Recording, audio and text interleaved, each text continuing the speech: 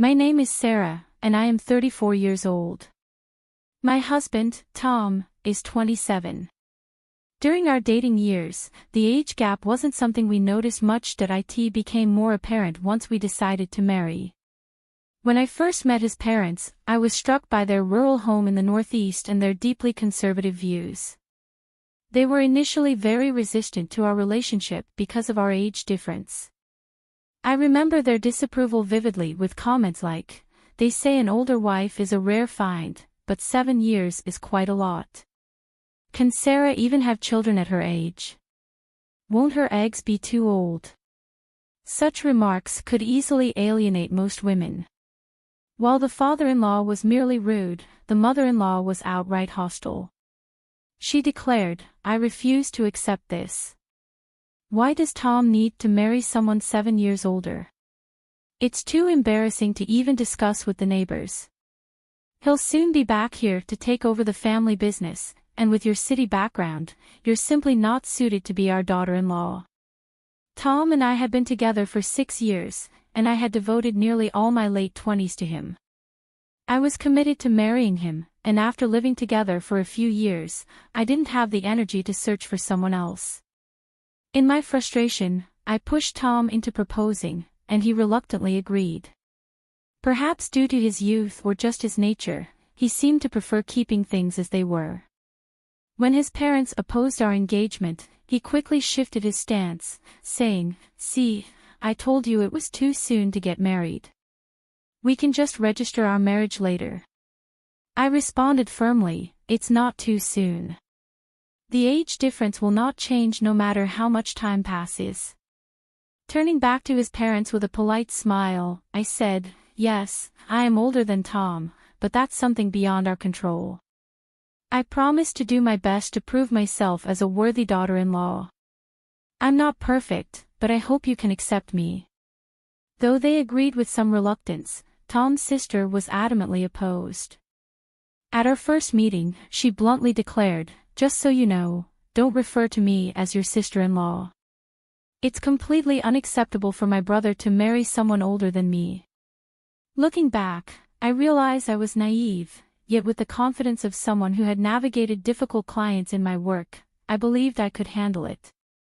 I now understand what they call rude bullying. I convinced myself that moving back to the countryside to live with the in-laws was not as bad as the horror stories I had read online. I should have called off the wedding at that point, but as they say, hindsight is 20/20. Now, a year later, I deeply regret getting married.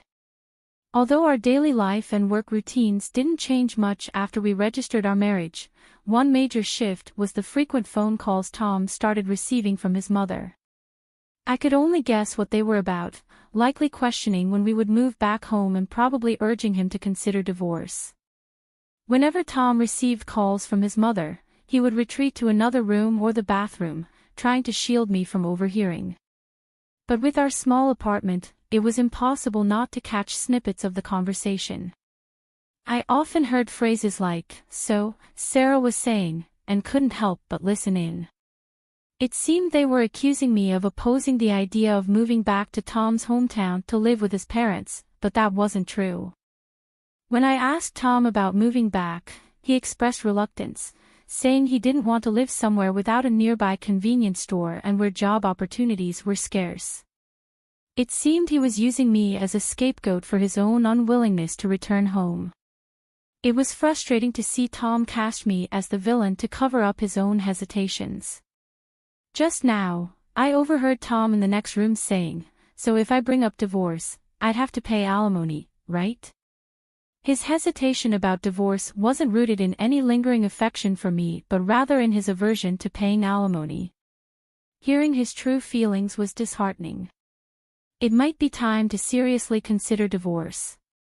Although we don't have children, I began contemplating it privately without mentioning it to anyone.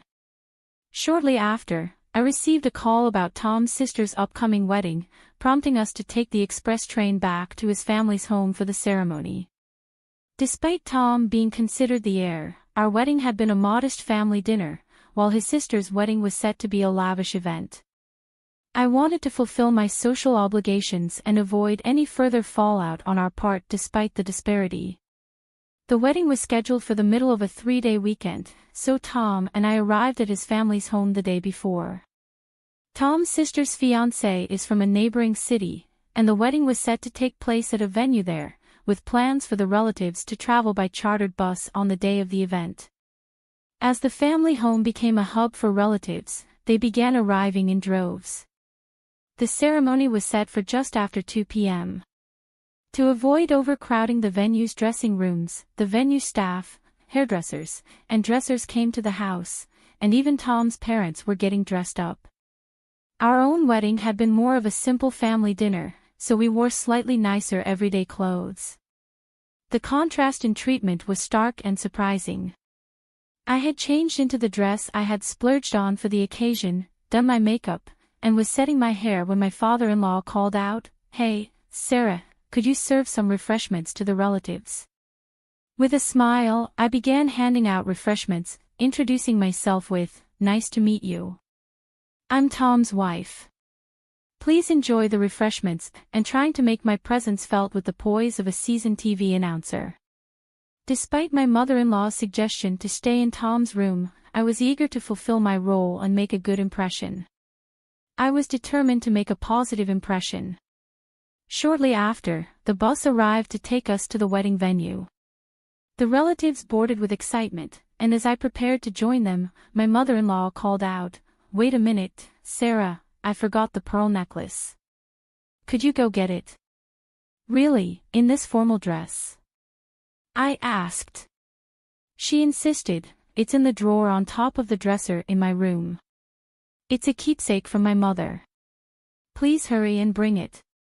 "Understood, I'll look for it now," I replied. I hurried to my mother-in-law's room and began searching through the cluttered dresser drawer. The necklace wasn't immediately visible, and with everyone else already on the bus, I started to feel anxious. After about 5 minutes, I found a box that looked promising. I opened it quickly and dashed to the entrance, only to see that the bus had already left. The entire family, including Tom, had departed without me. "You've got to be kidding," I exclaimed, rubbing my eyes in disbelief. The bus was nowhere in sight. I panicked, realizing I'd left my cell phone in my bag, which had already been loaded onto the bus. I knew the venue's name but didn't have the phone number. Without my phone, I couldn't reach Tom, and without my wallet, I couldn't even get a taxi. What was I going to do? For a moment, I felt a wave of despair, but then I thought, do I even need to go to the wedding? My enthusiasm for the event had completely evaporated. It wasn't just my first time meeting the relatives. Surely my in-laws and Tom must have noticed I wasn't on the bus. Their departure without me seemed unnecessarily cruel. The idea of divorce crossed my mind, but simply ending the marriage seemed too easy. I wanted revenge. After some contemplation, I devised a plan. I stepped outside with a calm demeanor and a smile, preparing to execute my scheme. When the relatives, in-laws, and Tom returned from the wedding around 5 p.m., they were visibly drunk. By then, I had gathered all my belongings except for the bag that had gone with them. I found a taxi company's number in a phone book next to the in-laws' home phone and called, requesting a taxi to pick me up in 30 minutes. Everything was set. I greeted them at the bus with an innocent expression. Tom's face showed guilt when he saw me, but he didn't say a word. My in-laws ignored me, preoccupied with sending off the relatives. The relatives glanced my way but left in their cars. I wished Tom would at least offer an apology, but that's just how he was. With a forced smile, I said to Tom, "Welcome back." He looked visibly relieved and began making excuses. "I didn't realize you weren't on the bus." I felt bad, but the ceremony was starting, so I couldn't come back for you. I ignored his excuses and started searching through the luggage for my bag, silently conveying my disbelief. I turned to him and said, "Divorce? Is this some kind of joke?" Because it certainly feels like one. When Tom realized what I had said, he began to panic. Who knows? I'm surprised you think such a petty lie would work. So what if you weren't noticed? Are you saying you forgot I existed until you saw me? While both of his parents were awful, the real disappointment was Tom. He was left speechless, unable to defend himself. Then my father-in-law, after sending off the relatives, chimed in. Come on, it was just a little forgetfulness on both sides. Tom's talking about divorce over something like this. City brides are really spineless. It seemed he was actually in favor of the divorce. My mother-in-law, upon hearing about it, smirked and said, I knew it. A city bride just doesn't fit in. She was never right for our family. Her hypocrisy infuriated me. If that was how they felt, they should have just invited Tom to the wedding alone. Why make me travel all this way only to leave me behind? Anyone would be outraged by such treatment, whether they're a city bride or a country bride. When I shouted, my mother-in-law shouted back, we never intended to invite you in the first place. There wasn't even a seat prepared for you. Tom brought you along by mistake, so we left you behind. I was shocked by her audacity. As I glared, Tom quickly looked away and shifted the blame to his mother, saying, well, Mom didn't explicitly say to come alone, so I assumed it meant as a couple. My mother-in-law's unreasonable anger continued. And why did you go around serving tea and introducing yourself as the bride at the venue?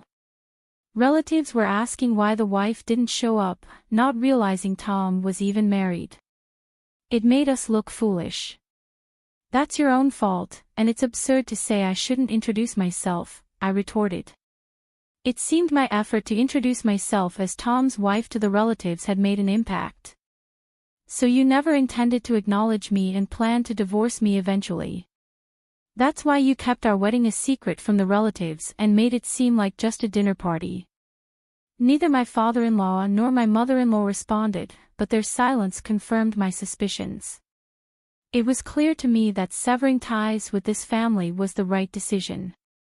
Fine, I'll grant your wish and divorce you. I'm better off without a hostile family and an unreliable husband.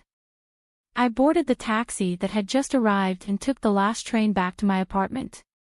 Unable to sleep that night, I impulsively searched for lawyers online and began packing my belongings. I kept myself busy until dawn. When I finally woke up late the next day, I found several missed calls from Tom and my in-laws. It seemed my revenge had made its mark. After being left behind, I came up with a plan for revenge, but I wanted to keep it within the bounds of safety and legality. I didn't want to just divorce and suffer in silence without making a statement. I recalled how concerned my mother-in-law was about the neighbors' opinions. There was a surplus of refreshments and snacks she had bought for the relatives, so I decided to use them. I bagged up the leftover treats and set out around the neighborhood, greeting everyone with a smile. Hello, I'm Tom's wife, I announced and proceeded to share everything about how I had been treated and left behind on the wedding day. That evening, my mother-in-law and I had a loud argument outside. Naturally, the entire neighborhood heard, a perfect form of revenge for a family so worried about their public image. Afterward, Tom and I divorced without any major complications. The stories I shared were framed as casual conversations, so I wasn't sued for defamation. With the help of a lawyer, I was able to claim compensation for the abandonment and secure a satisfactory settlement. As for my sister-in-law, her marriage quickly unraveled. She had concealed her difficult personality to get married, but people rarely change. Her true nature emerged, and the marriage soured rapidly. Within 6 months, she had divorced and moved back to her parents' home. By then, the incident of my abandonment had become a notorious rumor. Eventually, the in-laws gained a reputation as a vile family that mistreated their daughter-in-law, leading to a much more subdued existence. Tom's prospects of finding a new bride in his hometown seemed bleak. I learned all this from a neighbor I had befriended and exchanged phone numbers with. It felt like perfect justice for me. The divorce felt like a new beginning. I regretted not recognizing the true nature of Tom and his family sooner, but now I had a clear perspective. Perhaps I should have withdrawn immediately when faced with their initial opposition, but I was young and naive. I don't want to disregard the happy moments we shared, so I see the past year as a valuable lesson for my future. I'm relieved to have resolved the situation and moved on.